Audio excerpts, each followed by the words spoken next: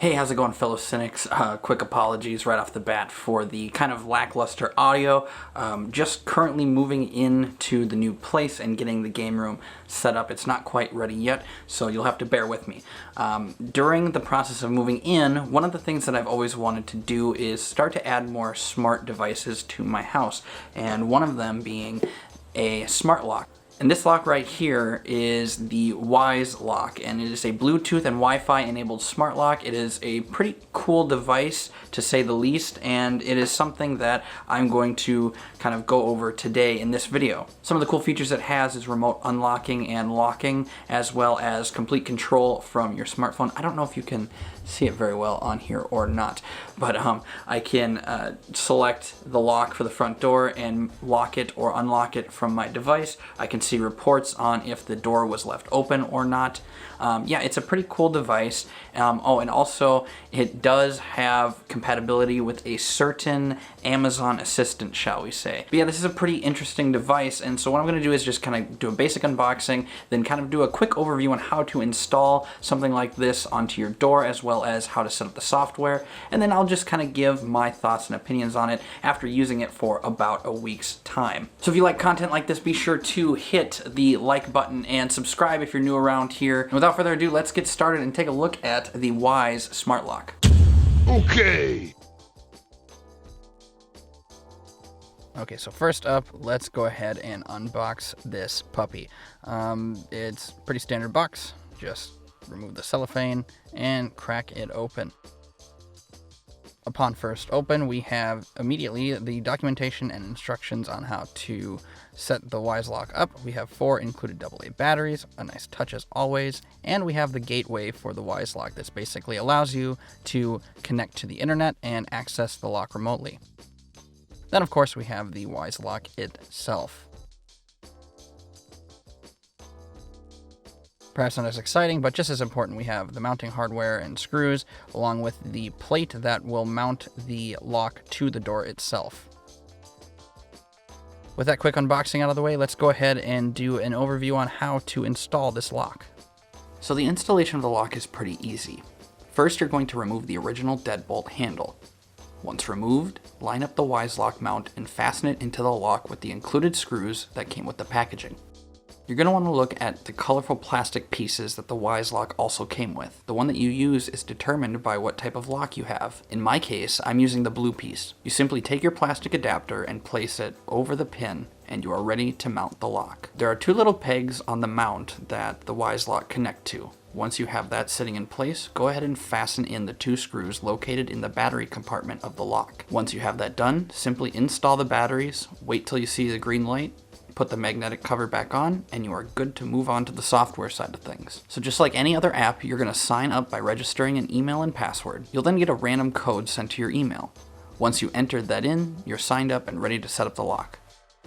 You'll get a list of devices to set up. We are obviously going to be selecting the Wyze lock.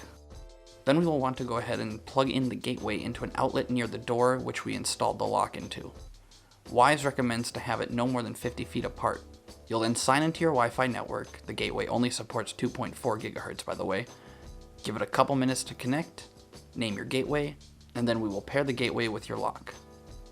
To do this, simply push and hold the pair button on the top of your lock for 3 seconds. The lock will begin to pair with the gateway, so just give this a couple minutes. You will then be asked to calibrate the lock. The Wyze lock has a gyroscope in it which helps alert you if the door is accidentally left open or not. This is why the calibration is important. First, you'll close the door and manually lock the deadbolt. Next, unlock the deadbolt and open the door and leave it open. Then partially close the door as if you accidentally didn't close it all the way. Finally, close it again and manually lock the deadbolt. After the calibration is completed, give your smart lock a name, and you're all set. If you have a housemate or someone you want to share the lock with, have them install the app and register the Wyze app as well. You can then share your lock with them.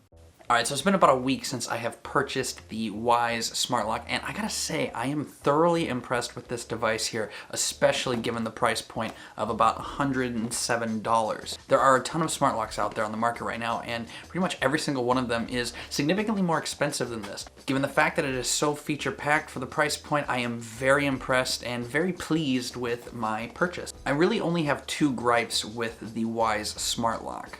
My first gripe is that the lock has a lack of Google Assistant support. My daily driver is an Android, and I use Google Assistant a lot throughout my day-to-day. And when I'm not using Google Assistant on my phone, we have Google Nest and Google Home Minis throughout the house. Just having that extra functionality, you know, being able to access it from my phone or being able to unlock the door from like a different room using a Google Nest, it would just be really nice to have. The only other small gripe I have is regarding its auto unlock feature. Basically how the feature is supposed to work is that when you are approaching the lock detects your smartphone and then automatically unlocks the door for you so that you don't even have to open the app or take out a key or anything like that. Once you approach the door, you can just open it and go in the house. And for me personally, this has worked about 99% of the time, although the issues seem to come to place when my wife was trying to use the lock. She had all the same settings set up like I did, where the location was always on in the background so it could detect the phone at any time. But unlike me, where I carry my phone in my pocket, she typically carries her phone in her backpack or her purse. I'm not sure if this has anything to do with it, but for whatever reason, she hasn't always had the lock work for her. Granted, she's had it work for her about, I would say, 80 to 85% of the time, so for the most part, she doesn't even have to take her phone out to unlock the door. She's had a few instances happen now to the point where she has told me about the problems she's been having with the lock, so I figured I'd pass that info along to you.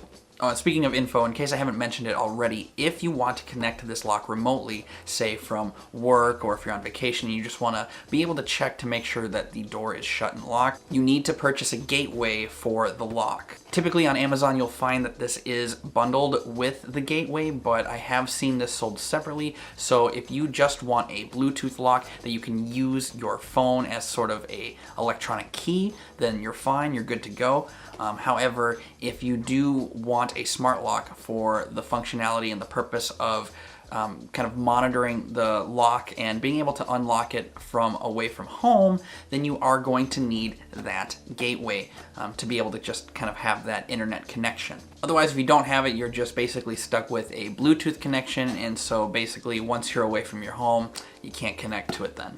But all that being said, I think this is a fantastic product. I think the Wyze Smart Lock is an excellent device, especially given its $107 price point. If you're like me and you don't completely want to get rid of your house keys just yet, but you do want a little extra security and control, I really think you'll be happy with the Smart Lock. But yeah, that about does it for this one, ladies and gentlemen. Let me know in the comments down below if you have any questions. I will try to respond to them as quickly as I can.